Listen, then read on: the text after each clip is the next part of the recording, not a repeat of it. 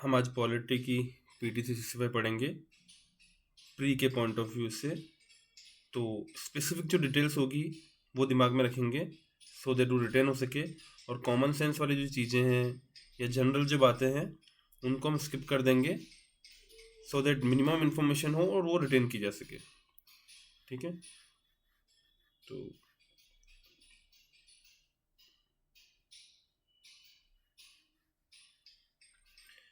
पहला टॉपिक है elections, simultaneous elections. तो वन नेशन वन बिल की बात चल रही है। ये this is 129th amendment bill. उसके बाद आर्टिकल 82 ऐड हुआ है। 82A के अंदर क्या है, साइमल्टेनियस इलेक्शन है 2 SLA एंड लोकसभा। और इसमें ये भी लिखा है कि लेजिस्लेटिव असेंबलीज का जो टर्म है वो एंड हो जाएगा with full term of Lok Sabha. फिर आर्टिकल 83 का अमेंडमेंट है जिसके अंदर अनएक्सपायर्ड टर्म, मिड टर्म और जनरल इलेक्शंस को एक्सप्लेन किया हुआ है। अब अनएक्सपायर्ड टर्म क्या है? अनएक्सपायर्ड टर्म इज वो पीरियड जो कि डेट ऑफ डिसोल्यूशन और एक्सपायरी ऑफ फुल टर्म के बीच में होगा। मतलब कि अगर लोकसभा डिसॉल्व हो गई 5 ईयर से पहले और उसका जो एक्सपायरी ऑफ फुल टर्म होगा उसके बीच का जो टर्म होगा उसको अनएक्सपायर्ड टर्म बोलेंगे। उसके आगे जो मिड टर्म इलेक्शंस होंगे उसमें जो लोकसभा बनेगी नहीं, वो केवल अनएक्सपायर्ड टर्म के लिए ही बनेगी। फिर आर्टिकल 172 जो कि अनएक्सपायर्ड टर्म और full term of SLA define करेगा, SLA का डिफाइन करेगा। और आर्टिकल 327 जहाँ पे power of parliament to make provision with respect to election of legislature. तो 172 आर्टिकल जो है वो SLA के लिए है, 327 जो है वो पार्लियामेंट का पावर है। हम पढ़ते हैं कि 324 से 329 ये इलेक्शन से रिलेटेड आर्टिकल्स है। ये जो एरिया है ये SLA के आसपास का एरिया है और ये पार्लियामेंट का एरिया है कॉन्स्टिट्यूशन में। बस इतना आइडिया रखना है हमको। अब साइमल्टेनियस इलेक्शन के बारे में, साइमल्टेनियस इलेक्शन का मतलब ये नहीं है कि वोटिंग जो होगी वो सिंगल डे पे होगी, बट एक साथ में होगी अलग अलग फेजेस में। साइमल्टेनियस इलेक्शन पहले कब कब हुए थे? 51, 52 में, 57 में, 62 में, 67 में। क्यों? क्योंकि उस वक्त सब साथ में चल रहा था। फिर ये साइकिल जब डिसरप्ट हुई थी जब प्रीमेच्योर डिसोल्यूशन हो गया था स्टेट असेंबलीज का। फिर आगे स्टेट इलेक्शन कमीशन। अब स्टेट इलेक्शन कमीशन जो है 73rd एंड 74th अमेंडमेंट से 1992 में आया है। State election commission Gadgil committee की रिकमेंडेशन थी। क्या क्या आर्टिकल्स हैं वो देख लो इसमें कि 243K1 एंड 243ZA। तो इसमें पंचायत एंड म्यूनसिपैलिटीज की इलेक्शंस की बात की गई है। और उस 243K2 जो है उसमें conditions of service and tenure है जो कि गवर्नर फिक्स करेगा, और इनका जो रिमूवल है वो स्टेट हाई कोर्ट के जज के सिमिलर होता है और केवल प्रेसिडेंट ही रिमूव कर सकता है। अब फंक्शंस हैं, ये बहुत बेसिक्स फंक्शंस हैं, इन्हें पढ़ने की जरूरत नहीं है, आप कॉमन सेंस से भी इसको लगा सकते हैं। फिर आगे डिलिमिटेशन कमीशन। तो रिसेंटली किशोर चंद्र छगनलाल राठौड़ केस में बोला गया है सुप्रीम कोर्ट ने कि कॉन्स्टिट्यूशनल कोर्ट जो है वो रिव्यू कर सकती है ऑर्डर्स ऑफ डिलिमिटेशन कमीशन अगर ऑर्डर जो है आर्बिट्री है, ऐसा अभी सुप्रीम कोर्ट ने बोला है। अब डिलिमिटेशन कमीशन क्या है? जो कि नंबर ऑफ सीट्स फिक्स करती है और boundaries of territorial constituencies fix करती है। इसका पावर कहाँ से आता है? तो आर्टिकल 82 के अंदर बोला गया है कि डिलिमिटेशन वही अथॉरिटी करेगी जो कि पार्लियामेंट बाय लॉ बनाएगी। तो पार्लियामेंट रेगुलरली लॉ बनाती है आर्टिकल 82 के अंदर, जिसके अंदर डिलिमिटेशन कमीशन बनाई जाती है। जैसे 4 बार ये बनी है, 52, 63, 73, 2002। क्योंकि पार्लियामेंट लॉ बनाएगी, उस लॉ के अंदर डिलिमिटेशन कमीशन बनेगी, तो वो स्टेचुटरी बॉडी है, क्योंकि स्टेचुटरी बॉडीज वही होती है जो किसी लॉ के अंदर बनी हुई। अब उसमें लिखा है कि डिलिमिटेशन कमीशन का डिसीजन जो होगा वो फाइनल होगा और अनचेंजेबल होगा किसी भी कोर्ट में। हालांकि कॉपीज जो है उसकी ऑर्डर्स की वो लोकसभा में और SLA में ले की जाएगी, लेकिन कोई भी मॉडिफिकेशन परमिसिबल नहीं है। अब कंपोजिशन क्या है डिलिमिटेशन कमीशन का? एक पर्सन जो जज हो सुप्रीम कोर्ट का वही चेयरपर्सन होगा। फिर चीफ इलेक्शन कमिश्नर होगा या कोई इलेक्शन कमिश्नर जो कि चीफ इलेक्शन कमिश्नर नॉमिनेट करेगा, और तीसरा स्टेट इलेक्शन कमिश्नर उस कंसर्न स्टेट का। बस उसके बाद ईवीएम वीवीपीएटी। तो इसमें क्या पढ़ना है कि ईवीएम जो है कौन सप्लाई करता है, दो कंपनी सप्लाई करती है, एक भारत, दो पीएसयू सप्लाई करती है, भारत इलेक्ट्रॉनिक्स लिमिटेड जो कि मिनिस्ट्री ऑफ डिफेंस के अंदर आती है, और electronic corporation of India limited ECIL जो कि डिपार्टमेंट ऑफ एटॉमिक एनर्जी के अंदर आती है। गोवा पहला स्टेट था जहाँ पे वीवीपीएटी यूज हुआ था 2017 में, और वीवीपीएटी फुली 2019 से लोकसभा इलेक्शन में डिप्लॉय किए गए। अब ईवीएम और वीवीपीएटी की जर्नी के अंदर 1982 में फर्स्ट टाइम ईवीएम्स यूज हुए थे, और वीवीपीएटी अभी हमने ऊपर देखा गोवा में फर्स्ट टाइम यूज हुआ था 2017 के अंदर, और वीवीपीएटी फुली डिप्लॉय हुए थे 2019 में। ऐसे ईवीएम फुली अडोप्टेड हुए थे 2004 में। बस इसके 3 यूनिट होते हैं, बैलेट यूनिट, कंट्रोल यूनिट और वीवीपीएटी। ये बैटरी पे चलता है, कोई एक्सटर्नल पावर सप्लाई की जरूरत नहीं है, और ये इंश्योर करता है कि 4 वोट्स पर मिनट से ज़्यादा वोट नहीं डाले जा सके। Model code of conduct, model code of conduct जो है वो 1960 के अंदर इसका जेनेसिस है, फर्स्ट टाइम इंट्रोड्यूस हुआ था स्टेट असेंबली इलेक्शंस के अंदर।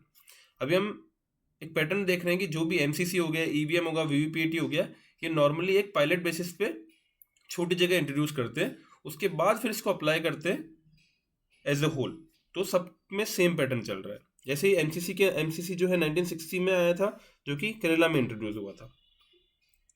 अब एमसीसी जो है, अब ये कॉन्स्टिट्यूशन में मेंशन नहीं है एक्सप्लिसिटली, लेकिन ये कहाँ से आता है, ये आता है आर्टिकल 324 से, जहाँ पे इलेक्शन कमीशन जो है कि पावर दी गई है 324 में, जहाँ पे वो superintendence, direction, control of election कर सकता है। तो उस पावर के अंदर इलेक्शन कमीशन ने एमसीसी निकाला है, model code of conduct.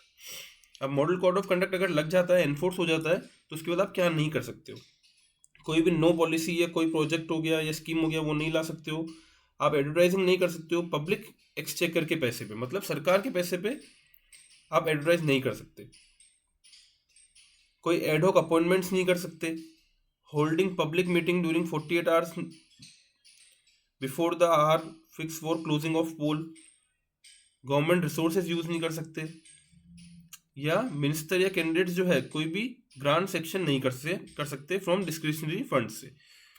Basically बात यह है कि एमसीसी में वो सारी चीज़ें एक्टिविटी नहीं कर सकते, सो दैट अगर कोई बंदा सरकार के अंदर है, गवर्नमेंट के अंदर है, तो उसको एक्स्ट्रा एज मिले। क्योंकि सबको इक्वल फुटिंग पे लाने के लिए, चाहे जो गवर्नमेंट में है पार्टी और जो गवर्नमेंट में नहीं है। तो ये सारी चीज़ें भी लॉजिक से डिराइव हो सकती है, बट एक बार रीड करके समझ आ जाता है कि क्या क्या चीज़ें नहीं कर सकते। उसके बाद एमसीसी कब लगता है, एमसीसी तब से ऑपरेशनल हो जाता है जब इलेक्शन शेड्यूल अनाउंस होता है। जिस दिन election commission of India election schedule announce करती है, उस टाइम से एमसीसी एप्लीकेबल हो जाता है। और कब तक होता है, जब तक रिजल्ट्स अनाउंस नहीं हो जाते तब तक एमसीसी एप्लीकेबल होता है। आगे लोकसभा इलेक्शंस, तो आर्टिकल 324 से 329 तक जो कि पार्ट 15 में है, इलेक्शन से रिलेटेड प्रोविजंस हैं, ये हम लक्ष्मीकांत में ही पढ़ते हैं। फिर article 329B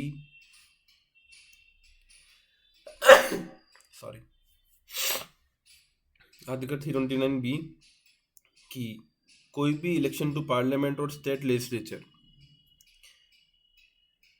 should not be question accept through an election petition. तो पार्लियामेंट या स्टेट लेजिस्लेचर का कोई भी इलेक्शन उसको हम क्वेश्चन नहीं कर सकते until unless through a election petition, ये 329B में लिखा है। उसके बाद नॉमिनेशन इन इलेक्शन, तो जब भी कोई इलेक्शन में खड़ा होता है तो उसके नॉमिनेशन के लिए प्रपोजल्स चाहिए होते हैं। तो आरपीए में लिखा है कि सेक्शन याद करने की जरूरत नहीं है, बस आरपीए में लिखा है कि रिकग्नाइज पॉलिटिकल पार्टी तो एक प्रपोजल चाहिए, और independent and unrecognised political party तो उसको 10 प्रपोजल्स चाहिए लोकसभा के लिए।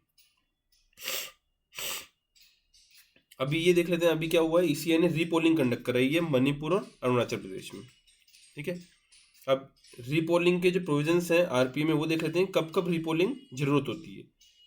नेचुरल कैलेमिटी या वॉयलेंस हो गया ऐसा, वोटिंग मशीन का डिस्ट्रक्शन हो गया, डैमेज हो गया, बूथ कैप्चरिंग हो गई, या फिर एक रिकग्नाइज पॉलिटिकल पार्टी का कैंडिडेट की डेथ हो गई। रिकग्नाइज पॉलिटिकल पार्टी मतलब नेशनल पार्टी या स्टेट पार्टी।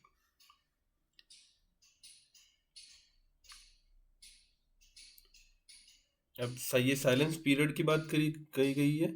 साइलेंस पीरियड के टाइम पे आप पॉलिटिकल कैंपेनिंग नहीं कर सकते। ये it begins as 48 hours before the voting day and ends after polling ends. और सेक्शन 126A के अंदर बहुत सारे प्रोहिबिशन दिए हुए हैं कि 126A में लिखा है कि एग्जिट पोल नहीं कर सकते आप, और 126(1)B में प्रोहिबिट किया है कि displaying result of any opinion poll in electronic media. और एग्जिट पोल तो आप प्रिंट एंड इलेक्ट्रॉनिक मीडिया दोनों में नहीं कर सकते, 126A 126(1)B।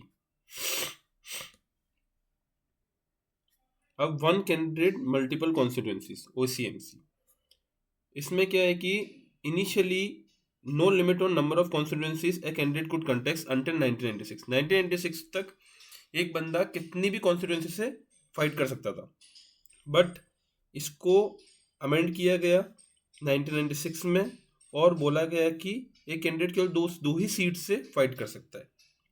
और फिर सेक्शन 70 बोलता है कि और वो केवल कैंडिडेट एक ही सीट होल्ड करेगा तो फिर आपको बाई इलेक्शन करवाने ही पड़ेंगे अगर वो दोनों सीट से जीत जाता है तो। होम वोटिंग, तो ECI ने पहली बार होम वोटिंग की फैसिलिटीज दी है 2024 के अंदर।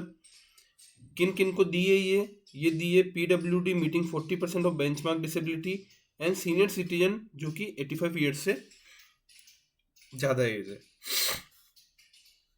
और कैसे? पोस्टल बैलेट से। और क्या क्या किया इसी ने? फॉर्म M को एबोलिश किया। ये फॉर्म M यूज होता था कश्मीरी माइग्रेंट्स के थ्रू जो कि जम्मू और उधमपुर में रहते थे। Multi constituency remote electronic voting machine RVM, ये किसके लिए है? ये वो माइग्रेंट्स हैं जो कि अपने करंट प्लेस ऑफ रेजिडेंस में नहीं रहते हैं तो वो वोट कर सके। फिर पोस्टल बैलेट जो कि पोस्ट से अपना वोट सेंड कर सकते हैं। ये किन के लिए? कौन कौन एंटाइटल्ड है?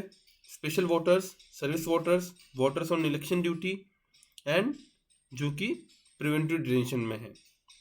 फिर एक होता है प्रॉक्सी वोटिंग कि आप किसी और को डेलीगेट कर सकते हो अपने वोटिंग राइट्स। ये केवल सर्विस वोटर के लिए ही अवेलेबल है।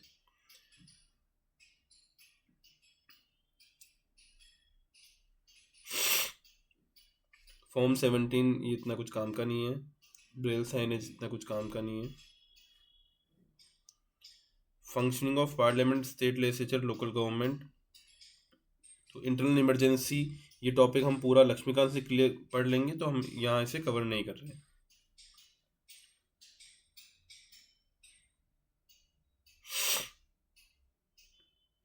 फोर्टी फोर्थ अमेंडमेंट के अंदर क्या क्या आया था वो एक बार आप गो थ्रू कर लेना, सो दैट 44 अमेंडमेंट में क्या क्या चीज़ें चेंज हुई थी।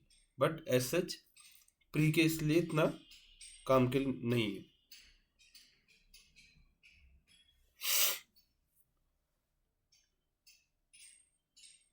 फिर anti defection law. Anti defection law क्या होता है कि it provides for disqualification of MLA जो कि पॉलिटिकल पार्टी के टिकट पे इलेक्ट हुआ है on voluntary giving up of parties membership. ये 10th शेड्यूल में आया था, 52nd अमेंडमेंट एक्ट के थ्रू आया था 1985 के अंदर। और इसके डिस्क्वालिफिकेशन से रिलेटेड कोई भी क्वेश्चन कौन डिसाइड करेगा? Presiding officer of the house, Lok Sabha में और राज्यसभा में। लोकसभा में स्पीकर और राज्यसभा में चेयरमैन। डिस्क्वालिफिकेशन कब कब हो सकता है? 4 कंडीशंस हैं जहां पे डिस्क्वालिफिकेशन हो सकता है। पहला, जो अगर वो वॉलंटरी अपनी पार्टी की मेंबरशिप छोड़ दे।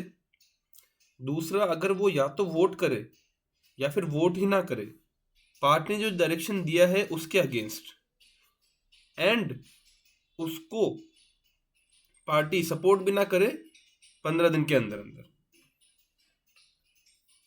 तीसरा, कोई इंडिपेंडेंट मेंबर है अगर वो पॉलिटिकल पार्टी ज्वाइन कर ले, और नॉमिनेटेड अगर मेंबर है और वो अगर पॉलिटिकल पार्टी ज्वाइन करे आफ्टर एक्सपायरी ऑफ 6 मंथ्स। तो 4 कंडीशन है जहां पे वो डिस्क्वालीफाई हो सकता है। इसको याद करने कैसे याद करेंगे कि इंडिपेंडेंट मेंबर है तो इंडिपेंडेंट इलेक्ट हुआ था तो पॉलिटिकल पार्टी ज्वाइन ही नहीं करेगा, और नॉमिनेट किया हुआ मेंबर है तो उसको एटलीस्ट एक चांस दिया जाएगा पॉलिटिकल पार्टी ज्वाइन करने का, लेकिन जो करना है 6 महीने से पहले पहले कर ले। और इसमें एक एक्सेप्शन दिया हुआ है कि पॉलिटिकल पार्टी मर्ज कर सकती है अगर 2/3 ऑफ इट्स लेजिस्लेटर अगर फेवर में है तो। एक और एक्सेप्शन दिया हुआ है कि अगर पर्सन जो है स्पीकर ऑफ लोकसभा या चेयरमैन ऑफ राज्यसभा इलेक्ट हो जाता है तो वो अपनी पार्टी से रिजाइन कर सकता है, और जब वो पोस्ट छोड़ेगा तो फिर से पार्टी को रिज्वाइन कर सकता है। ये 2 एक्सेप्शन दिए हुए हैं। And presently law does not permit time limit जिसमें स्पीकर या presiding officer anti defection law को डिसाइड करेगा। लॉ में कुछ भी नहीं दिया हुआ, लॉ में टाइम लिमिट नहीं दी हुई है। तो इससे रिलेटेड जुडिशियल प्रोनाउंसमेंट देख लेते हैं जो फेमस है। क्योतो होलोन केस है 1992 का, जिसमें बोला गया था ये एंटी डिफेक्शन लॉ जो है सब्जेक्ट टू जुडिशियल रिव्यू है। इसमें जो डिसीजन लिया जाएगा स्पीकर का decision under anti defection law वो सब्जेक्ट टू जुडिशियल रिव्यू है। और मेघचंद्र केस आया था 2020 में, इसमें बोला था कि 3 महीने के अंदर अंदर आपको डिसाइड करना है। लॉ में नहीं दिया हुआ है बट इस केस में बोला गया है सुप्रीम कोर्ट में। अब प्रोपोर्शनल रिप्रेजेंटेशन, तो 2 टाइप के से इलेक्शंस होते हैं, मेंबर इलेक्ट किए जाते हैं। एक होता है फर्स्ट पास द पोस्ट, एक होता है proportional representation. First pass the post में क्या होता है कि सिंपल मेजोरिटी सिस्टम होती है। इसके अंदर पूरी कंट्री को स्मॉल ज्योग्राफिकल यूनिट्स में डिवाइड कर दिया जाता है, उनको हम कॉन्स्टिट्यूएंसीज बोलते हैं, और फिर वहाँ इलेक्शंस होते हैं। उसके अंदर जो जीतता है वो इलेक्ट हो जाता है। तो एवरी कॉन्स्टिट्यूएंसी के अंदर एक रिप्रेजेंटेटिव आ जाता है। और प्रोपोर्शनल रिप्रेजेंटेशन में क्या होता है कि एक पूरी लार्ज ज्योग्राफिकल एरिया है वो अपने आप में कॉन्स्टिट्यूएंसी हो जाता है। जैसे फॉर एग्जांपल एक पूरी कंट्री एक सिंगल कॉन्स्टिट्यूएंसी बन सकती है।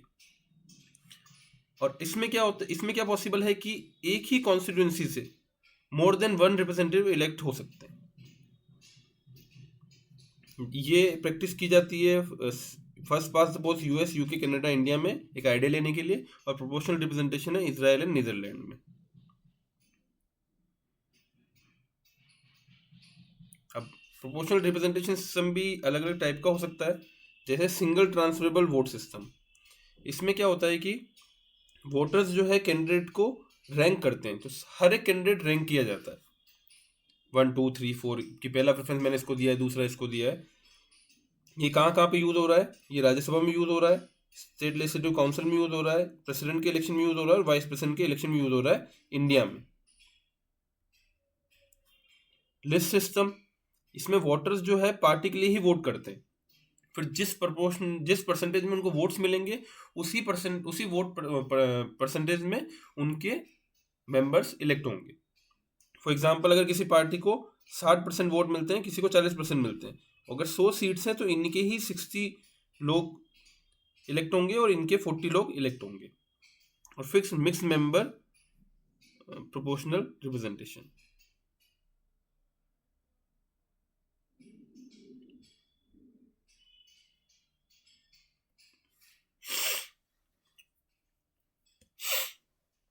पार्लियामेंट्री कमिटीज ये इसका ओरिजिन क्या है? ब्रिटिश पार्लियामेंट का ओरिजिन है। कहाँ से अथॉरिटी आती है पार्लियामेंट को अपनी पार्लियामेंट्री कमिटीज बनाने में? आर्टिकल 105 जो कि प्रिविलेजेस ऑफ एमपी की बात कर रहा है, और आर्टिकल 118 जो कि पार्लियामेंट को अथॉरिटी दे रहा है वो अपने प्रोसीजर को रेगुलेट करने के कोई भी रूल्स बना सकते हैं या कंडक्ट ऑफ बिजनेस के लिए। तो इन दोनों जगह से पावर आती है पार्लियामेंट्री कमिटीज बनाने के लिए। कितने टाइप की होती है? एडहॉक कमिटीज होती है जो कि स्पेसिफिक पर्पस के लिए बनाई जाती है, और स्टैंडिंग कमेटी होती है जो कि परमानेंट या रेगुलर कमेटी होती है। तो इसके एग्जांपल देख सकते हैं, जैसे ये तो स्पेसिफिक पर्पस के लिए बनाई है, जो रेलवे कन्वेंशन कमेटी वगैरह हो गई, और ये financial committees, departmental related standing committees वगैरह वगैरह। अब कुछ कमिटीज के बारे में हम डिटेल देख लेते हैं। पब्लिक अकाउंट कमेटी 1921 में बनी थी, मोंटेगू केम्सफोर्ड रिफॉर्म्स हैं, 22 मेंबर्स होते हैं, 15 फ्रॉम लोकसभा, 7 फ्रॉम राज्यसभा।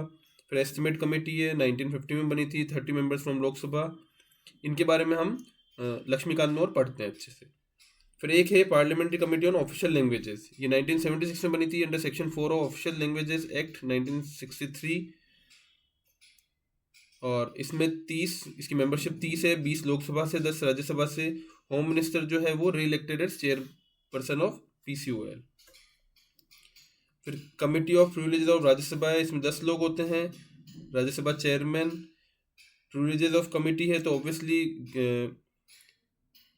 ये मिसकंडक्ट वगैरह को देखती है, और लोकसभा में 15 मेंबर की कमेटी है। कैबिनेट कमेटी है तो ये जो होती है एक्स्ट्रा कॉन्स्टिट्यूशन कमेटीज होती है, कॉन्स्टिट्यूशन में मेंशन नहीं है, तो ये government of India transaction of business rules 1961 के अंदर आता है। बस इतना ध्यान रखना है, कॉन्स्टिट्यूशनल कमेटीज नहीं है, इनका मेंशन नहीं है कॉन्स्टिट्यूशन में कैबिनेट कमेटीज। ऑल्दो इसमें नाम कैबिनेट कमेटीज है, बट नॉन कैबिनेट मिनिस्टर्स भी इसका मेंबर बन सकते हैं, वो डिबार नहीं है। अब सेक्रेटरीट ऑफ पार्लियामेंट, तो आर्टिकल 98 प्रोवाइड करता है कि पार्लियामेंट को to have separate secretarial staff. Article 187 जो है वो स्टेट लेजिस्लेचर को प्रोवाइड करता है। फिर पहले इनका नाम जो था वो काउंसिल ऑफ स्टेट सेक्रेटरीट था और पार्लियामेंट सेक्रेटरीट था, फिर बाद में 1954 में चेंज करके राज्यसभा सेक्रेटरीट, लोकसभा सेक्रेटरीट कर दिया। 10 सर्विसेज में डिवाइड है, और स्पीकर और चेयरमैन जो है नई पोस्ट बना सकते हैं रेस्पेक्टिव सेक्रेटरीट के अंदर, लेकिन क्लास 1 और क्लास 2 के लिए यूनियन मिनिस्ट्री ऑफ फाइनेंस से कंसल्टेंसी जरूरी है। फिर सेक्रेटरी जनरल जो है वो उनकी रैंक जो है वो कैबिनेट सेक्रेटरी के बराबर है, ऑल्दो लेकिन प्रेसिडेंट्स के अंदर कैबिनेट सेक्रेटरी 11वीं पोजीशन पे आता है, तो इनके जो सेक्रेटरी है वो 23वीं पोजीशन पे आता है, ऑल्दो रैंक सेम है।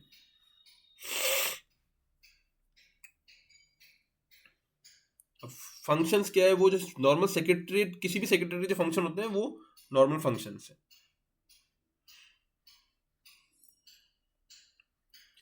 President address to parliament, president address जो करता है आर्टिकल 86 में करता है, वो आइदर हाउस ऑफ पार्लियामेंट है, बोथ हाउसेस टुगेदर, लेकिन इस आर्टिकल के अंदर अभी तक प्रेसिडेंट ने कभी एड्रेस नहीं किया है। फिर आर्टिकल 87 के अंदर वो एड्रेस करता है, जहाँ पे 2 इंस्टेंस दिए हुए हैं, first session after each general election या first session of each year.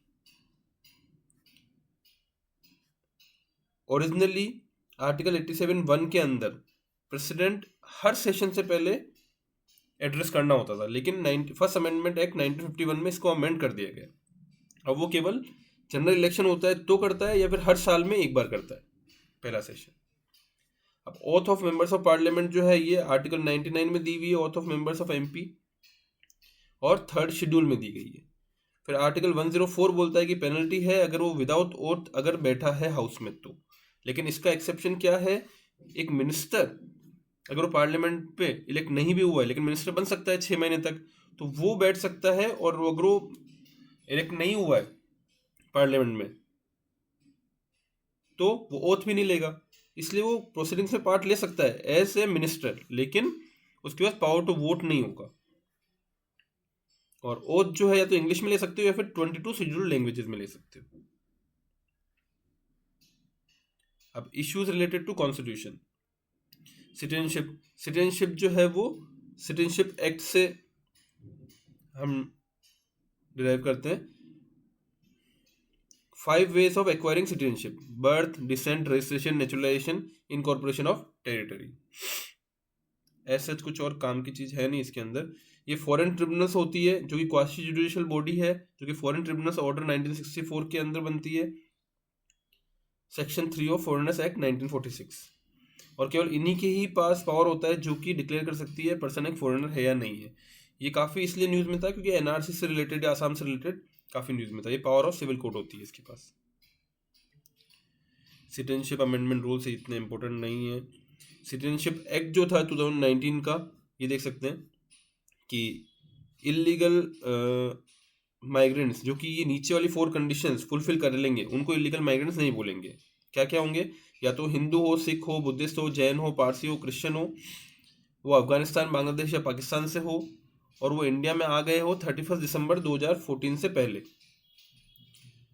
और वो इन ट्राइबल एरियाज में ना हो, आसाम, मेघालय, मिजोरम, त्रिपुरा जो कि 6 शेड्यूल है उससे ना हो, और इनर लाइन परमिट में ना हो, जो inner line permit Arunachal Pradesh, Mizoram, Nagaland. तो ये 4 कंडीशन अगर फुलफिल कर रहे हैं तो उनको इलीगल माइग्रेंट्स नहीं बोला जाएगा। इससे क्या हुआ, नेचुरलाइजेशन पीरियड जो 11 साल था वो 5 साल में हो गया। क्यों? क्योंकि 2014 से पहले आए हुए बात है, और अमेंडमेंट जो है 2019 में आया है, तो 14 से 19 ये 5 साल हो गए।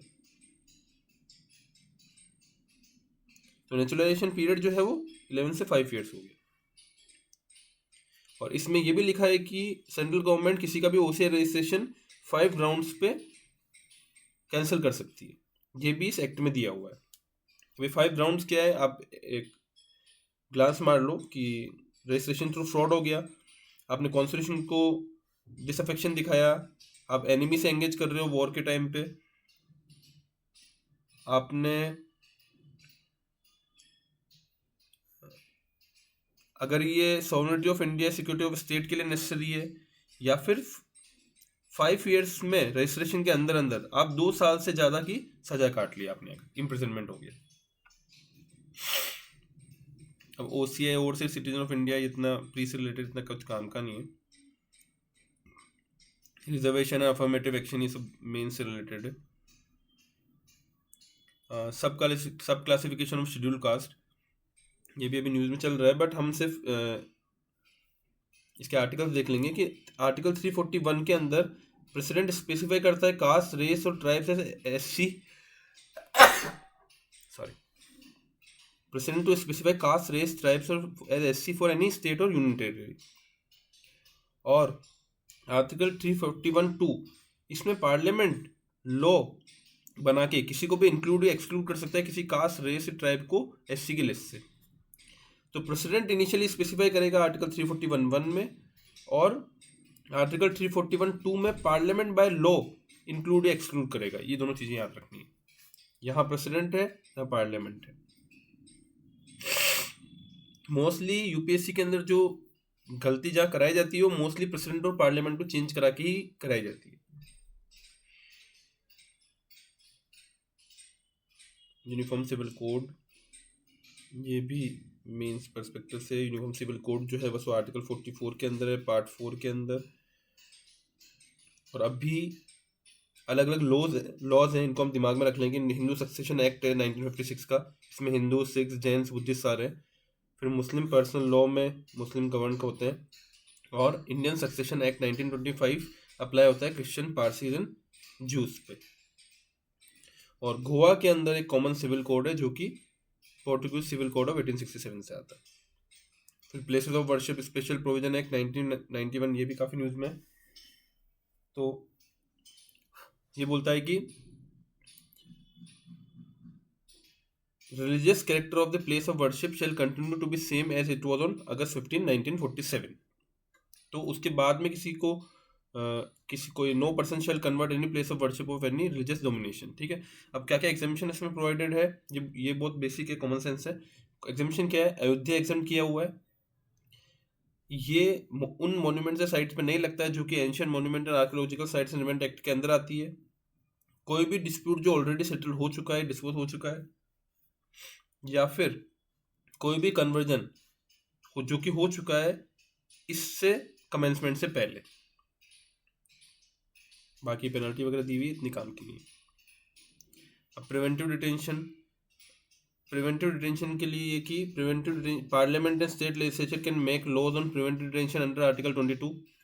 प्रिवेंटिव डिटेंशन क्या होता है क्या नहीं होता है ये हम सब लक्ष्मीकांत ने पढ़ चुके हैं, इसलिए वापस रिपीट नहीं करेंगे। उसके बाद आर्टिकल 22(1) के अंदर दिया हुआ है कि right to informed of the arrest grounds. Article 22(2) में दिया हुआ है कि आप मजिस्ट्रेट के सामने लाए जाओगे 24 आवर्स के अंदर। आर्टिकल 22(3) के अंदर दिया हुआ है कि ये प्रोटेक्शन अवेलेबल नहीं है जो कि प्रिवेंटिव डिटेंशन लॉस के अंदर अगर कोई अरेस्ट हुआ है तो। आर्टिकल 22(4) में लिखा है कि अगर 3 मंथ से ज़्यादा डिटेंशन हो रहा है तो एडवाइजरी बोर्ड का अप्रूवल चाहिए। और आर्टिकल 22(5) के अंदर अगर if there is failure or even delay in furnishing documents relied on for such detention it would amount to denial of right to make effective representation under article 22(5। तो basically article 22 को जो है उसके सब parts भी अच्छे से पढ़ लीजिए। फंडामेंटल राइट्स जो है इनके हम सब पार्ट्स अगर पढ़ें तो इट्स गुड फॉर प्री और मेंस दोनों के लिए, क्योंकि बहुत इंपॉर्टेंट पार्ट होता है, हर साल क्वेश्चन आते ही आते हैं। तो और अंडरस्टैंडिंग भी बढ़ जाती है जब हम इसके सब पार्ट्स अच्छे से पढ़ लेते हैं।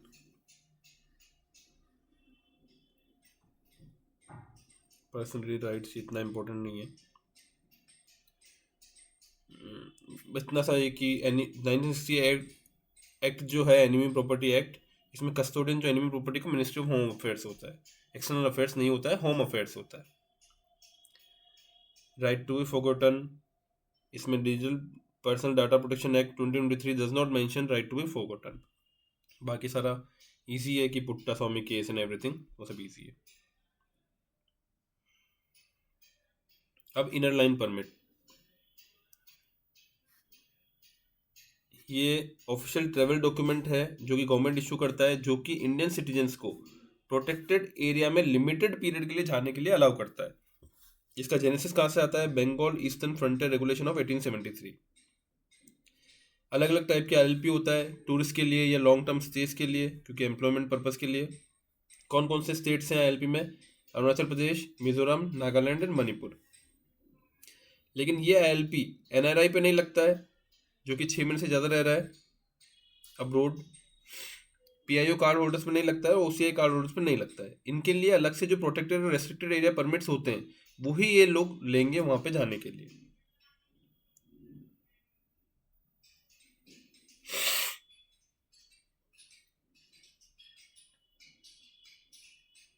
हमें प्रोटेक्टेड एरिया परमिट कौन कौन से हैं कि areas following between inner line and international border of state having declared as protected area. अलग अलग प्रोटेक्टेड एरिया है, अरुणाचल प्रदेश पूरा है, कुछ parts Jammu Kashmir, Himachal Pradesh, Rajasthan, Uttarakhand, whole of Sikkim वगैरह वगैरह। Central state relation 7 schedule article 246 के अंदर तीनों लिस्ट है। उसके बाद article 269 taxes levied and collected by centre but wholly assigned to states. फिर inter state trade and commerce जो है आर्टिकल 269, जो कि जीएसटी अमेंडमेंट एक्ट से आया था। फिर आर्टिकल 270 बोलता है कि कैसे डिस्ट्रीब्यूट होता है यूनियन एंड स्टेट के बीच में on the recommendation of finance commission. तो फाइनेंस कमीशन 15 फाइनेंस कमीशन के हिसाब से 41% डिवोल्यूशन हुआ था स्टेट को। उसके अंदर क्राइटेरिया क्या क्या है ये हमें याद रखना है 15 फाइनेंस कमीशन का, कि 45% जो है इनकम डिस्टेंस है, एरिया 15% है, पॉपुलेशन 2011 के हिसाब से 15% है, डेमोग्राफिक परफॉर्मेंस 12.5% है, फॉरेस्ट एंड इकोलॉजी 10% है, टैक्स एंड फिजिकल एफर्ट्स 2.5% है। ये सारे याद रखना है हमको। फिर आर्टिकल 275 के अंदर ग्रांट्स एंड एड है। बोरोइंग्स जो है आर्टिकल 292 के अंदर होती है, जो कि यूनियन गवर्नमेंट बोरो करती है विद इन और आउटसाइड। और 293 के अंदर है जब स्टेट गवर्नमेंट केवल विद इन इंडिया ही कर सकती है, बाहर नहीं कर सकती। और विद इन इंडिया भी अगर वो इन डेट है यूनियन के, तो उसको प्रायर कंसेंट लेना पड़ेगा यूनियन गवर्नमेंट का। एंड यूजुअली यूनियन का इन डेट होती है स्टेट गवर्नमेंट, सो यूजुअली उसको कंसेंट लेना पड़ता है अगर उसको बोरो करना है। और बोरो भी कहाँ से? स्टेट गवर्नमेंट इंडिया में ही बोरो कर सकती है आर्टिकल 293 के अंदर। 292 के अंदर यूनियन गवर्नमेंट बाहर और अंदर कंट्री के बोरो कर सकती है। फिर फाइनेंस कमीशन का जो आर्टिकल है 280 है, ठीक है। अब स्पेशल कैटेगरी स्टेट्स की ये भी न्यूज में था, क्योंकि Bihar and Arunachal Andhra Pradesh special category का स्टेटस मांग रहे हैं। अब इस स्पेशल कैटेगरी स्टेट्स जो ग्रांट्स मिलता है वो गडकरी मुखर्जी फॉर्मूला से मिलता है। ये कब इंट्रोड्यूस हुआ था? 1969 में, फिफ्थ फाइनेंस कमीशन के रिकमेंडेशन पे। कॉन्स्टिट्यूशन कोई ऐसा अलग से प्रोविजन नहीं देता है स्पेशल कैटेगरी स्टेट्स का, ऑल्दो कुछ आर्टिकल्स है 371, 371 ए से एच तक और जे तक। और 14 फाइनेंस कमीशन के रिकमेंडेशन पे एससीएस सीज तो एग्जिस्ट हो गया था। क्यों? क्योंकि डिवोल्यूशन बढ़ा के 42% कर दिया था।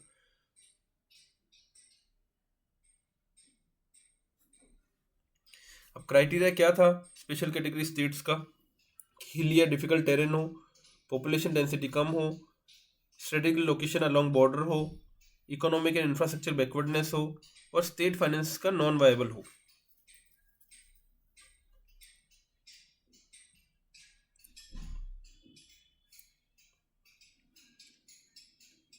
और ये जो ग्रांट मिलती है, ये ग्रांट एडिशनल ग्रांट होती है अंडर आर्टिकल 282 में, जो कि मिसलेनियस फाइनेंशियल प्रोविजन होता है। ये डिस्क्रिशनरी ग्रांट्स होती है जो कि सेंटर कर सकता है स्टेट को।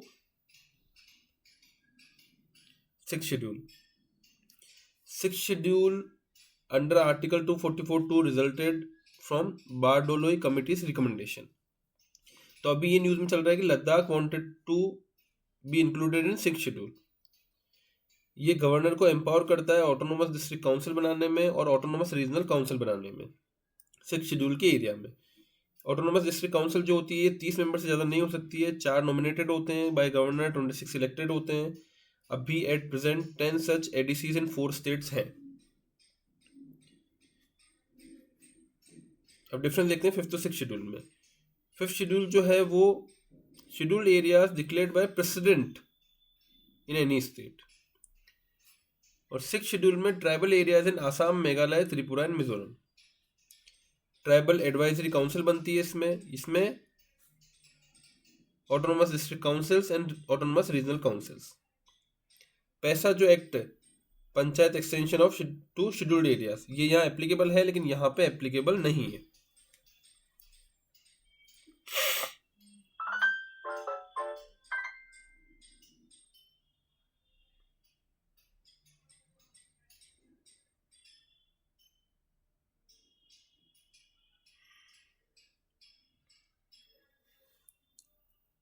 फॉर्मेशन ऑफ न्यू स्टेट्स, तो आर्टिकल 3 के थ्रू अंडर नया स्टेट फॉर्म किया जा सकता है या फिर एरियाज, बाउंड्री और नेम्स को ऑल्टर किया जा सकता है। अब ये जो पार्लियामेंट में बाय लॉ फॉर्म है न्यू स्टेट, लेकिन ये कैसे आता है, तो सच बिल केवल किसी भी हाउस में अगर इंट्रोड्यूस होगा वो प्रेसिडेंट के रिकमेंडेशन के बिना इंट्रोड्यूस नहीं होगा। पहले उनका रिकमेंडेशन लगेगा प्रेसिडेंट का, उसके बाद ही इंट्रोड्यूस होगा। कोई भी नया स्टेट बनाना है उसके लिए बिल अगर लाना है तो। लेकिन प्रेसिडेंट भी before recommending a bill, president shall refer this bill to legislature of that state to express his view within a specified time. तो अगर कोई भी नया स्टेट बनाना है तो उसका क्या प्रोसेस होगा, प्रेसिडेंट पहले स्टेट को रेफर करेगा, उसका व्यू लेगा लिमिटेड टाइम के अंदर, ऑल्दो वो कंपलसरी मैंडेटरी व्यू नहीं होगा बट वो व्यू लेगा। उसके बाद वो रिकमेंड करेगा पार्लियामेंट को, उसके बाद पार्लियामेंट लॉ बनाएगी जिससे नया स्टेट बनेगा। और पार्लियामेंट केवल ये ऑर्डिनरी लेजिस्लेशन मतलब सिंपल मेजोरिटी से बना सकती है।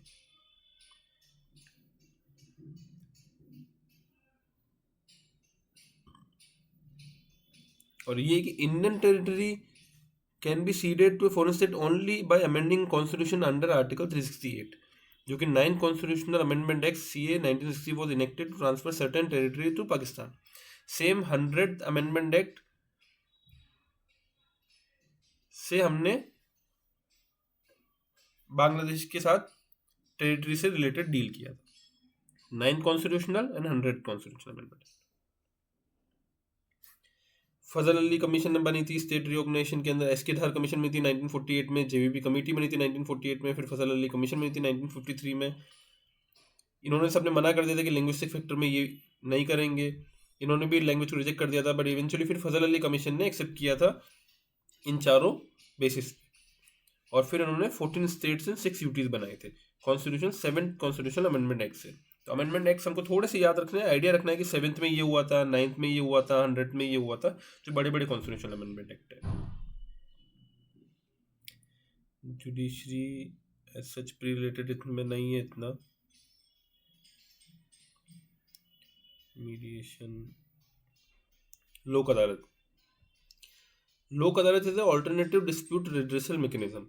इसको स्टैट्यूटरी स्टेटस मिला था लीगल सर्विसेज अथॉरिटीज एक्ट 1987 से, और 2002 में एक्ट को अमेंड किया गया था टू एस्टेब्लिश परमानेंट लोक अदालत फॉर पब्लिक यूटिलिटी सर्विसेज।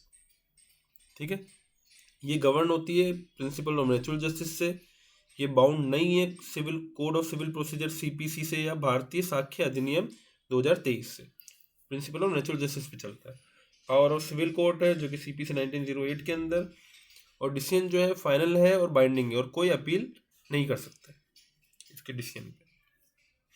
कौन कौन से केसेस रेफर हो सकते हैं, कोई भी केस जो पेंडिंग हो किसी कोर्ट में, या फिर या कोई डिस्प्यूट जो कि किसी कोर्ट के सामने नहीं लाया गया है। और फर्स्ट लोक अदालत 1982 जूनागढ़ गुजरात।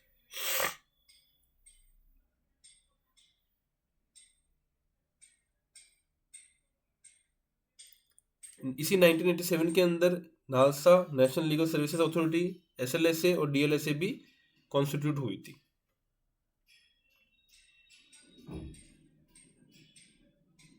और कौन कौन एलिजिबल है फ्री लीगल एड के लिए? तो women and children, industrial workman, mentally ill disabled person, victims of trafficking, scheduled caste, scheduled tribe, victims of mass disaster, protective home या जुवेनाइल होम में कोई हो, या अगर सुप्रीम कोर्ट के सामने अगर केस लड़ रहा है तो 5 लाख। ये सिर्फ थोड़ा सा आइडिया ले लो कि कौन कौन फ्री लीगल एड के लिए एलिजिबल होता है। अब ट्रिब्यूनल, तो ट्रिब्यूनल जो एस्टेब्लिश होती है वो bye act of parliament 42nd constitution amendment act 1976 में इंसर्ट किया गया था, article 323A and 323B। 323A administrative tribunal के लिए, 323B अदर मैटर्स के लिए, और recommendation of Soren Singh committee. और कोर्ट्स जो है वो केवल कॉन्स्टिट्यूशन ऑफ इंडिया से ही एस्टेब्लिश होती है। ये प्रिंसिपल ऑफ नेचुरल जस्टिस से चलती है, ये प्रोसीजरल कोर्ट से चलती है। इसमें mix of judicial and experts होते हैं, इसमें केवल जुडिशियल मेंबर्स ही होते हैं।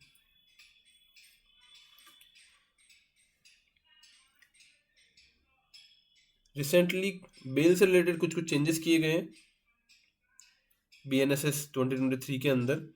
इसमें ऐसा हुआ है कि अगर अंडर ट्रायल प्रिजनर ने 1/2 of the maximum period of imprisonment कर लिया है तो उसको छोड़ा जा सकता है, कि maximum period for which under trial prisoner can be detained is 1/2। और अगर फर्स्ट टाइम ऑफेंडर है तो उसको बेल दी जा सकती है अगर वो 1/3 उसका हो गया है,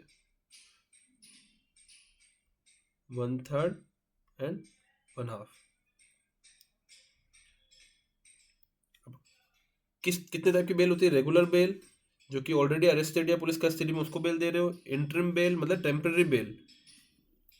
रेगुलर बेल या एंटिसिपेटरी बेल की हियरिंग अगर चल रही है तो उससे पहले इंटरिम बेल, टेम्पररी बेल।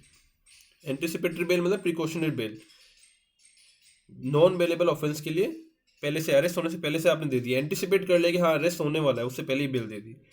और डिफॉल्ट बेल, जब पुलिस चार्जशीट ही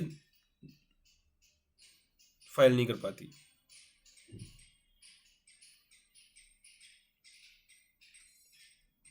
ग्राम न्यायालय एक्ट के द्वारा बने थे 2008 में। ये एक मोबाइल कोर्ट होता है, इसमें न्यायाधिकारी होता है और सिविल और क्रिमिनल जो दोनों जुरिस्डिक्शन होते हैं इसके। ये भी रूल्स ऑफ एविडेंस जो है इंडियन एविडेंस एक्ट के अंदर, उससे नहीं होता है, प्रिंसिपल ऑफ नेचुरल जस्टिस से ही चलता है। और इसकी क्रिमिनल केसेस की जो अपील है कोर्ट ऑफ सेशन में जाती है, सिविल केस की अपील जो डिस्ट्रिक्ट कोर्ट में जाती है, और विद इन 6 मंथ्स डिस्पोज हो जानी चाहिए। कंटेम्प्ट ऑफ कोर्ट ये 1971 का एक्ट है, और सुप्रीम कोर्ट और हाई कोर्ट की पावर आर्टिकल 129 और 215 से भी कंटेम्प्ट ऑफ कोर्ट की आती है। अब 2 टाइप की कंटेम्प्ट होती है, सिविल और क्रिमिनल। सिविल है तो कम ऑफेंस होगा, मतलब विलफुल डिसोबीडियंस, मतलब आपने बात नहीं मानी। और क्रिमिनल कंटेम्प्ट क्या है? पब्लिकेशन, मतलब आप एक्स्ट्रा जाके कुछ उल्टा काम कर रहे हो तो क्रिमिनल हो जाएगा अगर एक्स्ट्रा काम कर रहे हो। लेकिन आपको जो काम बोला है उसको आप नहीं कर रहे हो तो वो डिसोबीडियंस है, तो वो सिविल कंटेम्प्ट है। बस आगे फिर आप समझ लो, फिर अपने आप ही सारी चीज़ें अपने आप ही कवर हो जाएगी कॉमन सेंस से। फिर मर्सी पिटिशन, आर्टिकल 72 के अंदर प्रेसिडेंट ऑफ इंडिया पार्डन ये सब देता है, पार्डन, रिप्राइव, रेस्पेक्ट, रेस्पेंड वगैरह। और कोर्ट मार्शल का भी दे सकता है, एग्जीक्यूटिव पावर यूनियन का जहाँ एक्सटेंड होता है वहाँ भी दे सकता है, और डेथ सेंटेंस है तो भी प्रेसिडेंट ही देता है। क्यूरेटिव पिटिशन, तो रिव्यू पिटिशन तो लिखी हुई है आर्टिकल 137 के अंदर, और क्यूरेटिव पावर जो है वो आर्टिकल 142 से आता है, कंप्लीट जस्टिस से। कब कब देता है? नेचुरल जस्टिस की प्रिंसिपल वॉयलेट हो रहे हो, या जज ने अपने कनेक्शन डिस्क्लोज नहीं कर रहे हो, या कोई अप्रेंशन हो बायस का, इस तब। फास्ट ट्रैक स्पेशल कोर्ट, ठीक है। 0 FIR अभी नया कंसेप्ट आया है जो कि BNSS के अंदर डाल दिया गया है, सेक्शन 531 के अंदर। क्या आप कोई भी FIR लॉन्च कर सकते हो irrespective of the area where the offence is committed, फिर वो बाद में ट्रांसफर कर दी जाएगी उस एरिया में। डॉक्ट्रिन ऑफ कवर्चर, डॉक्ट्रिन ऑफ कवर्चर क्या है कि married women under the cover of her husband treating them single entity. इसी वजह से मैरिटल रेप का एक्सेप्शन होता है under article under section 375 and section 63 of Indian Penal Code and BNS. This relates to rape, but marital rape का exception है. Doctrine of harmonious construction क्या है कि in case of conflict between two laws, their interpretation should be in way in which spirit and essence of both laws are maintained by harmonizing laws. ये हुआ था Shankar Prasad case में.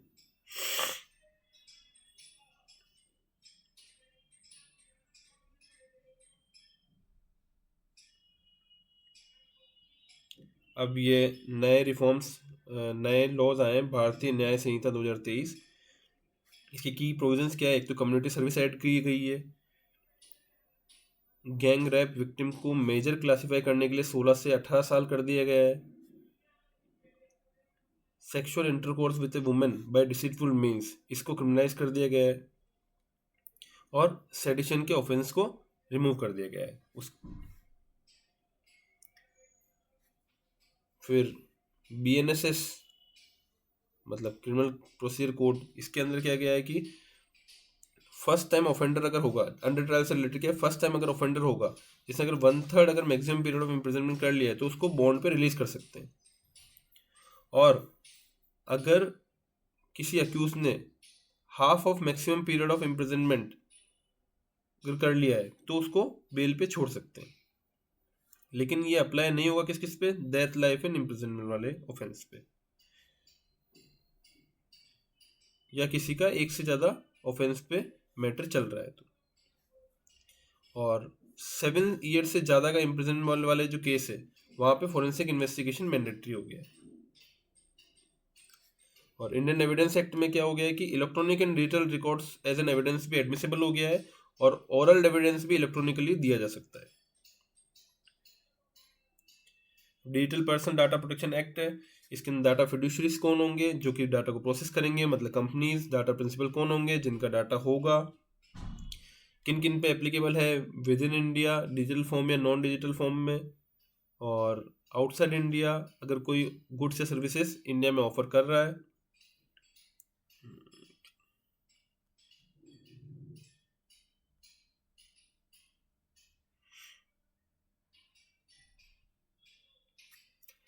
अब किस पे नहीं लगेगा? अगर कोई पर्सनल प्रोसेस पर्पस के लिए प्रोसेस कर रहा है तो उस पर नहीं लगेगा, या फिर कोई डेटा अगर पब्लिकली अवेलेबल है तो उस पर नहीं लगेगा. कंसेंट, तो पर्सनल डाटा जो है केवल लॉफुल पर्पस के लिए ही प्रोसेस किया जाए. और कोई चाइल्ड है या कोई डिसेबिलिटी है तो पेरेंट या उनका लीगल गार्डियन ही कंसेंट देगा.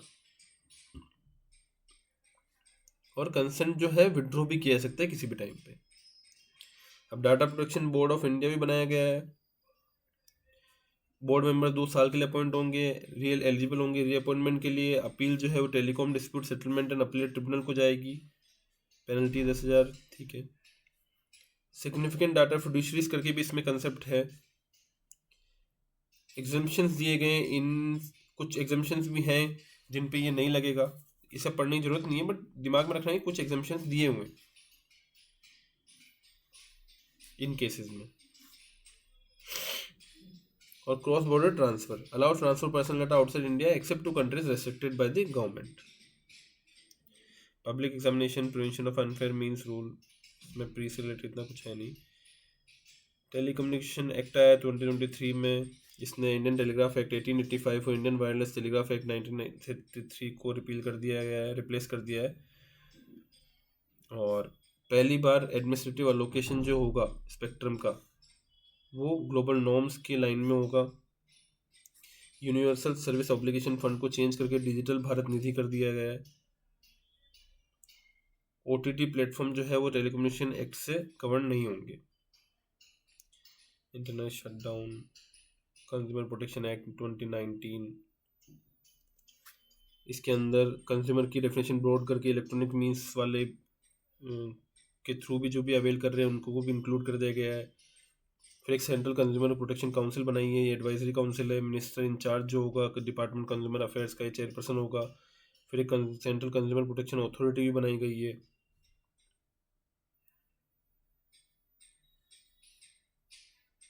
फिर status of batting and gambling जो है एक स्टेट सब्जेक्ट है 7 शेड्यूल के अंदर. तो स्टेट लॉज बनाती है। FCRA का जो act, foreign contribution regulation act जो आया था तो 2020 में, इसके बाद कोई भी कैंडिडेट ऑफ इलेक्शन हो गया, जजेस एंड गवर्नमेंट सर्वेंट्स हो गए, जर्नलिस्ट हो गए, member of legislature, political party हो गया और ऑर्गेनाइजेशन ऑफ पॉलिटिकल नेचर, ये कोई भी फॉरेन कंट्रीब्यूशन एक्सेप्ट नहीं कर सकते, रिसीव नहीं कर सकते। FCRA का जो अकाउंट है वो state bank of India new Delhi में ही इनका एक अकाउंट होगा, उसी में ही पैसा आएगा।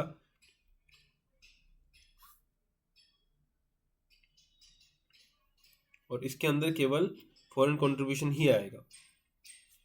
फिर FCRA रजिस्ट्रेशन की वैलिडिटी 5 ईयर्स है और विद इन 6 मंथ रिन्यू करनी होगी। एडमिनिस्ट्रेटिव एक्सपेंसेस को पहले 50% तक मैक्सिमम लिमिट थी, अब उसे 20% कर दिया गया है। और एनुअल रिटर्न्स कंपलसरी फाइल करने ही है।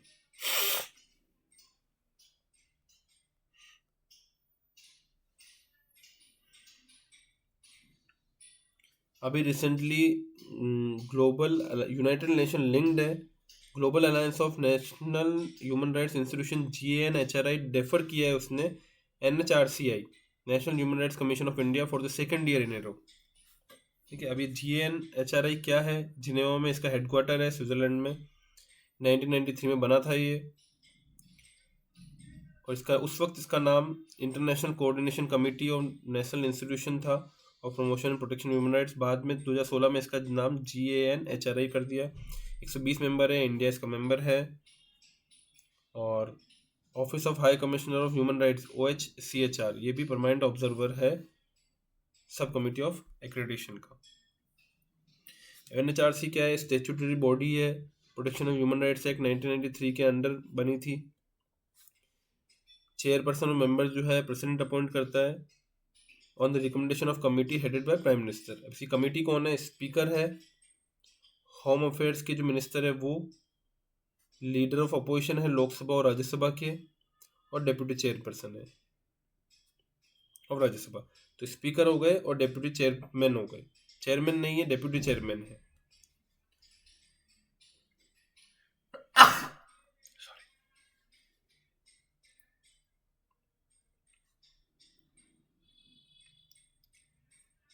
Chairperson and members of NHRC will hold office for 3 years or till the age of 70 years. 3 or 70.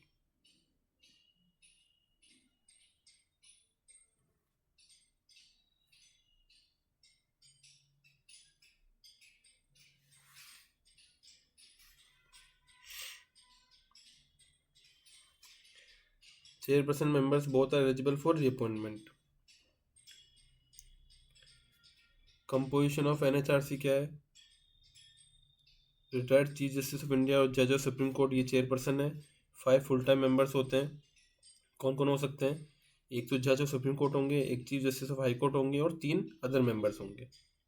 7 deemed members जो कि इनके चेयरपर्सन है। Chairperson of national commission for minorities, backward classes, disabilities, SC ST, children और women, ये 7 लोगों के chairperson deemed members होंगे। और इसके बाद सिविल कोड की सारी पावर्स है under code of civil procedures 1908।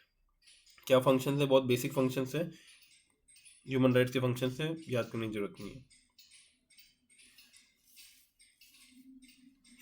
ये जेल विजिट कर सकती है, बस याद रखना। CBI जो है, ठीक है, एक आर्टिकल 131, इसमें supreme courts original jurisdiction in dispute between central and one और मोर स्टेट्स। अब CBI क्या है, CBI जो है वो एस्टेब्लिश हुई थी 1963 में on the recommendation of Santnam committee on prevention of corruption 62 से 64 के बीच। मिनिस्ट्री इसकी personal pension and public grievance है। ये नॉन स्टेचुटरी है एंड नॉन कॉन्स्टिट्यूशनल बॉडीज है। ऑल्दो गवर्न इस एक्ट से होती है, Delhi special police establishment act 1946, but इस एक्ट के अंदर नहीं बनी थी, इसलिए नॉन स्टेचुटरी है और नॉन कॉन्स्टिट्यूशनल बॉडी है, ये याद रखना। CBI चीफ को सेलेक्ट करने के लिए जो पैनल होता है उसमें कौन होते हैं, prime minister, leader of opposition and chief justice of India.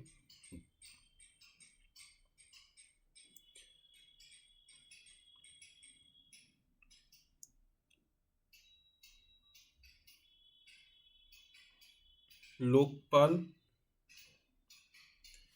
ये anti corruption ombudsman at central level, ये आया था लोकपाल एंड लोकायुक्त एक्ट 2013 से। इसका कंपोजिशन होता है, एक चेयरपर्सन होता है जो कि सीजीआई और जज ऑफ सुप्रीम कोर्ट, और 8 मेंबर्स होते हैं, 50% जुडिशियल मेंबर होते हैं और अपॉइंटेड बाय प्रेसिडेंट। पहले जस्टिस पिनाकी चंद्र घोष थे फर्स्ट लोकपाल, फिर AM खानविलकर अभी करंट लोकपाल है। इनका टर्म ऑफिस 5 ईयर्स होता है, 70, तो 5 और 70। इनएलिजिबल फॉर रीअपॉइंटमेंट है, लेकिन एक member shall be eligible to be appointed as a chairperson of Lokpal if its total tenure does not exceed 5 years। तो एक मेंबर चेयरपर्सन बन सकता है अगर उसका टोटल टेन्योर 5 साल से ज़्यादा नहीं हुआ है तो। Composition of selection committee of Lokpal, prime minister, speaker, leader of opposition house of people में, chief justice and 1 eminent jurist जो कि प्रेसिडेंट नॉमिनेट करेगा। फिर 2 विंग होती है, inquiry wing and prosecution wing, ना लोड नहीं है। जुरिस्डिक्शन का बहुत वाइड है, prime minister, minister, union government सब आ गए, मेंबर्स सब, पार्लियामेंट, ग्रुप ABCD के सारे ऑफिसर्स। फिर चेयरपर्सन, मेंबर्स, ऑफिसर्स, जो भी एक्ट ऑफ पार्लियामेंट या होल या partly funded by union state government है, या कोई भी सोसाइटी ट्रस्ट जिसका फॉरेन कंट्रीब्यूशन 10 लाख से ज़्यादा है, तो काफ़ी वाइड से जुरिस्डिक्शन है। NCBC, national commission of backward class, constitution body है, 338B में बनी है, 102 कॉन्स्टिट्यूशन अमेंडमेंट से आई है। 5 मेंबर होते हैं, chairperson, vice chairperson, 3 other member. Service appoint भी प्रेसिडेंट करते हैं, सर्विस कंडीशन भी जो प्रेसिडेंट डिटरमाइन करते हैं। पावर्स ऑफ सिविल कोर्ट है, बाकी ड्यूटीज ईजी है, याद करने की जरूरत नहीं कुछ भी। फिर national commission for schedule caste article 338 में है, chairperson, vice chairperson, 3 other members, same appointed by president, term of 3 years, not eligible for appointment for more than 2 terms। UPSC article 315 में दिया हुआ है कि पब्लिक सर्विस कमीशन होना चाहिए, और यूनियन के लिए, और पब्लिक सर्विस कमीशन हर स्टेट के लिए होना चाहिए। प्रेसिडेंट अपॉइंट करता है, UPSC चेयरमैन आर्टिकल 316, 6 years से 65 years ऑफ एज। एलिजिबिलिटी क्या है कि 10 साल उसने अंडर गवर्नमेंट ऑफ इंडिया में कोई ऑफिस होल्ड किया हो, या गवर्नमेंट ऑफ स्टेट में, वो फर्दर अनएम्प्लॉयमेंट के लिए इनएलिजिबल है। रिमूवल कैसा होता है, बाय प्रेसिडेंट, एडजस्ट, इंसॉल्वेंट, या फिर कोई पेड एम्प्लॉयमेंट ले लिए बाहर, या फिर वो इन्फर्मिटी ऑफ माइंड और बॉडी के लिए अनफिट है कंटिन्यू करने के लिए ऑफिस में। फिर state finance commission article 243I के अंदर बनती है, और ये आई इंट्रोड्यूस हुआ था 73rd कॉन्स्टिट्यूशन अमेंडमेंट एक्ट 1992 के लिए। और आर्टिकल 243Y देता है कि वो स्टेट फाइनेंस कमीशन म्यूनसिपैलिटी के लिए सिमिलर रिकमेंडेशन दी, तो 243I, 243Y। Central vigilance commission, ये स्टेचुटरी बॉडी है, CVC एक्ट 2003 के अंदर, ये 64 में बनी थी रेजोल्यूशन के अंदर, जो कि रिकमेंडेशन था संतनम कमेटी। संतनम कमेटी का एक और रिकमेंडेशन था CBI वाला। 1998 में इसको स्टेचुटरी स्टेटस दिया था एक ऑर्डिनेंस के थ्रू, लेकिन फिर इवेंचुअली CVC एक्ट 2003 के अंदर ये स्टेचुटरी बॉडी बन गई थी। इसमें 3 मेंबर्स होते हैं, सेंट्रल विजिलेंस कमिश्नर और 2 विजिलेंस कमिश्नर। इसका भी अपॉइंटमेंट प्रेसिडेंट के थ्रू है। एक हाई पावर्ड कमेटी है जिसके अंदर PM होगा, union minister for home affairs होगा, home affairs, and leader of opposition. फिर लॉ कमीशन जो है, वो लॉ कमीशन, पहली लॉ कमीशन 1834 में गवर्नर जनरल बनाई थी under charter act of 1833, lord Macaulay ने इसने चेयर किया था। फिर first law commission independent India के अंदर 1955 में बनी थी, MC सचलवाद इसके चेयरमैन थे। ये नॉन स्टेचुटरी बॉडी है और ministry of law and justice के अंदर आती है, लीगल रिफॉर्म्स वगैरह का काम है इसका। और अभी इसका 23rd law commission for 3 year term. फिर नीति आयोग है, नीति आयोग की गवर्निंग काउंसिल में prime minister, CM of all states in UT with legislature, फिर lieutenant governor of other UTs जिसमें CM नहीं है, 100 ऑफिशियल मेंबर्स होंगे, कुछ वाइस चेयरपर्सन होंगे नीति आयोग के। फिर बहुत सारी रिपोर्ट्स रिलीज करती है, SDG India index, national multi dimensional poverty index, systematic transformation of school education, साथ ही रिपोर्ट एक्सपोर्ट प्रिपेयर्डनेस इंडेक्स। ठीक है, चलिए सब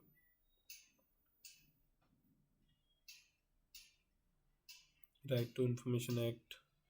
फिर आरटीआई एक्ट जो आया था, इसमें एक चीफ इंफॉर्मेशन कमिश्नर होना चाहिए और 10 इंफॉर्मेशन कमिश्नर होंगे, 10 से ज़्यादा नहीं हो सकते।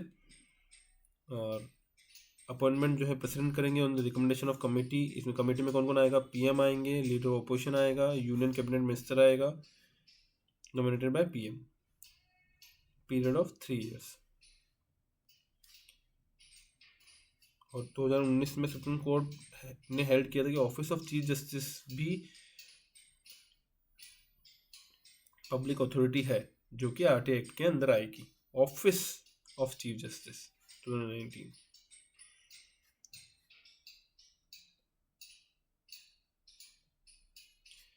आरटीआई एक्ट के अंदर टाइम फ्रेम दी हुई है, अगर आप इन्फॉर्मेशन नहीं देते हो आपको 30 days के अंदर इन्फॉर्मेशन देनी है, और अगर लाइफ एंड लिबर्टी से रिलेटेड मैटर कंसर्न है तो आपको 48 hours के अंदर अंदर ही देनी है।